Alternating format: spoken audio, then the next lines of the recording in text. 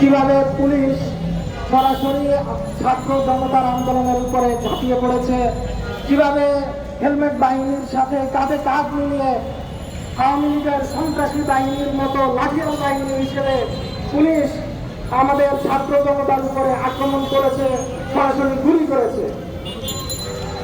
আমাদের একটা দাবি এখন তুলতে হবে যে পুলিশ কিভাবে সরাসরি এভাবে গুলি করতে পারে। পুলিশ অ্যাক্ট 1861 কি সাপোর্ট দেয়? আর্মস অ্যাক্ট 1878 কি এটা সাপোর্ট দেয় যে পুলিশ যেখানে সেখানে গুলি করতে পারে? পুলিশ যেভাবে গুলি করেছে, আমাদের জনগণের টাকায় কেনা অস্ত্র দিয়ে, আমাদের জনগণের টাকায় কেনা গুলি যেভাবে তারা আমাদের দিকে তাক করে আমাদের ছেলেদের উপরে, আমাদের ছাত্র ভাইদের উপরে, আমাদের সাধারণ জনতার উপরে তারা গুলি করেছে, সেই গুলির হিসাব আমরা চাই, সেই অস্ত্রের হিসাব চাই।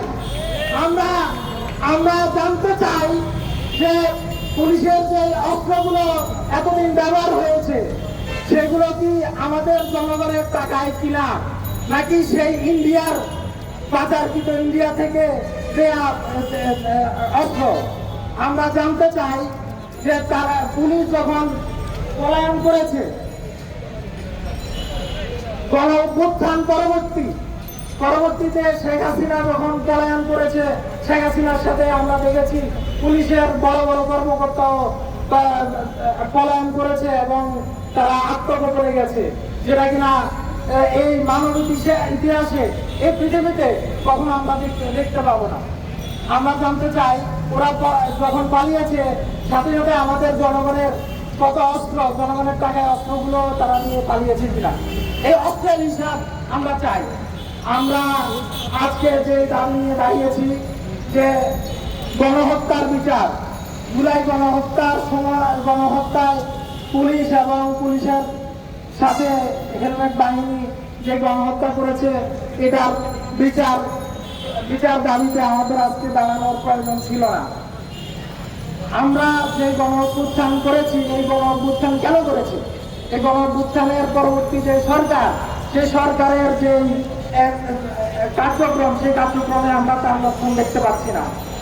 এই সরকার যদি সঠিকভাবে পুলিশকে তাদের দায়বদ্ধতার মধ্যে নিয়ে আসতো, সঠিক তদন্ত শুরু করত, একটা নিরপেক্ষ তদন্ত কমিশন গঠন করত পুলিশের বিচারের জন্য, তাহলে আজকে আমরা এখানে দাঁড়ানো লাগতো না। কিন্তু আমরা দেখতে পাচ্ছি পরিতাপের সাথে দেখতে পাচ্ছি যে এটা হচ্ছে না। আর আমরা এই দাবি করে যাচ্ছি যে নিরপেক্ষ তদন্ত কমিশনের মাধ্যমে পুলিশের যত অন্যায় অবিচার গত 15 বছরে করেছে